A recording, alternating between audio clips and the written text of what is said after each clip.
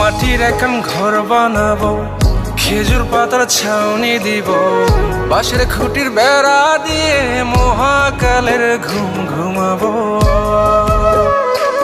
আমি মাটির এখন ঘর বানাবো, খেজুর পাতার ছাউনি দিব, বাঁশের খুঁটির বেড়া দিয়ে মহাকালের ঘুম ঘুমাবো।